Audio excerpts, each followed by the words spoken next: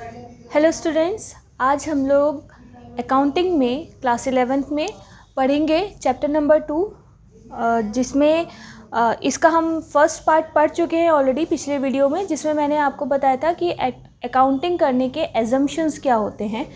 तो वहाँ हमने पढ़ा था कि 3 एजम्पशंस के बेसिस पे ये अकाउंटिंग प्रिंसिपल्स या अकाउंटिंग सिस्टम बनाया गया है।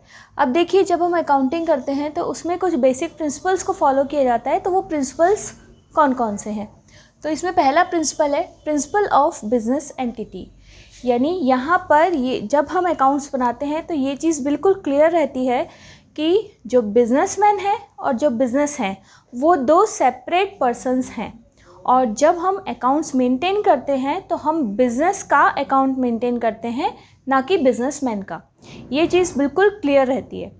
तो यहाँ हम जो भी ट्रांजैक्शन करते हैं वो बिज़नेस के पॉइंट ऑफ व्यू से करते हैं, और हम उसमें ये देखते हैं कि बिज़नेस में क्या आया, क्या गया, या बिज़नेस में कौन कौन से लेन देन हुए हैं। तो ये कॉन्सेप्ट, ये प्रिंसिपल हमें ये चीज़ बिल्कुल क्लियर कर देता है कि बिजनेसमैन अलग है और बिज़नेस अलग है, और यहाँ जो अकाउंट्स बनेंगे वो बिज़नेस के बनेंगे। ठीक है। सेकेंड है प्रिंसिपल ऑफ मनी मेजरमेंट। इस प्रिंसिपल में ये बोला गया कि जो भी ट्रांजैक्शंस होते हैं जिनको हम अकाउंट्स में रिकॉर्ड करते हैं वो सिर्फ़ और सिर्फ इन टर्म्स ऑफ मनी होने चाहिए। अगर किसी चीज़ को हम लीटर में, केजी में या फिर सेंटीमीटर में नाप रहे हैं तो वो सारी चीज़ें अकाउंट्स में नहीं आएंगी। हम इसमें सिर्फ उन्हीं चीज़ों को लेंगे जो मनी के टर्म्स में नापी जा सके। जैसे हमने गुड्स परचेज़ किया 10,000 का, हमने गुड्स सोल्ड किया 20,000 का, वेजेस पे की 10,000 की। तो यहाँ पर हम जो भी चीज़ें लेते हैं वो मनी के फॉर्म में लेते हैं। ठीक है। थर्ड प्रिंसिपल है प्रिंसिपल ऑफ अकाउंटिंग पीरियड। ये बहुत इंपॉर्टेंट है कि हम जब भी अकाउंट्स मेंटेन करें तो वो एक फ़िक्स पीरियड के लिए अकाउंट्स मेंटेन होने चाहिए। जैसे अकॉर्डिंग टू द रूल्स जो हमारा अकाउंट्स मेंटेन होता है वो 1 फाइनेंशियल ईयर के लिए होता है, और हमारा 1 फाइनेंशियल ईयर 1 साल का होता है, जो या तो 1 जनवरी से 31 दिसंबर तक का रहता है या फिर 1 अप्रैल से 31 मार्च तक का रहता है। जैसे ही ये टाइम पीरियड ख़त्म होता है, नेक्स्ट डे से हमारा न्यू ईयर चालू हो जाता है। फॉर एग्ज़ाम्पल, अगर हमने 1 जनवरी से 31 दिसंबर तक अपने अकाउंट्स मेंटेन किए और लास्ट में at the end of the year यानी 31 दिसंबर को हमारे पास कुछ स्टॉक बाकी है, तो वो लास्ट डे क्लोजिंग स्टॉक कहलाएगा। लेकिन अगले दिन 1 जनवरी को वो वापस से ओपनिंग स्टॉक बन जाता है। तो यहाँ पर ये बहुत इम्पॉर्टेंट है कि जो भी हम ट्रांजैक्शन करते हैं वो हमेशा 1 साल के लिए ही करते हैं। ठीक है। नेक्स्ट देखिए प्रिंसिपल ऑफ फुल डिस्क्लोजर।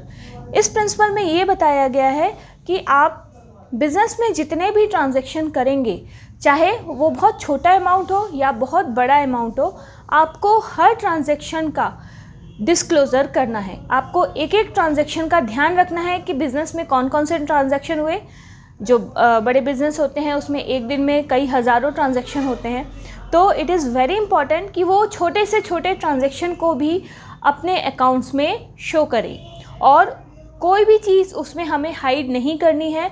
सारी इन्फॉर्मेशन पूरी तरीके से हमें शो करके दिखानी होती है। ठीक है। नेक्स्ट प्रिंसिपल है प्रिंसिपल ऑफ कंजर्वेशन। ये प्रिंसिपल बहुत इम्पॉर्टेंट है। इसके हिसाब से ही हम अपनी असेट्स की वैल्यू को ठीक ठीक असेस कर पाते हैं। यहाँ पे ये कॉन्सेप्ट ये बताता है कि जब भी आप अपनी असेट्स की वैल्यू लें तो जो गिवन वैल्यू है यानी मार्केट वैल्यू और फेस वैल्यू, फेस वैल्यू वो होती है जिस पे हमने उस असेट्स को ख़रीदा हुआ होता है, और मार्केट वैल्यू उस असेट्स की प्रेजेंट वैल्यू होती है। तो इसमें से जो भी कम होता है हम हमेशा उस वैल्यू पर अपनी असेट्स को लेते हैं। इसी तरीके से यहाँ पर जो भी लॉसेस हैं उसका प्रोविज़न हम पहले करते हैं, जबकि प्रॉफिट्स के प्रोविज़न्स हम नहीं करते हैं। ये हमारा कंजर्वेटिव अप्रोच है कि ये माना जाता है कि बिज़नेस में जो भी लॉस हो सकते हैं उनका आप पहले से इंतज़ाम करके रखें, ताकि उन लॉसेस को आप आसानी से बियर कर सकें।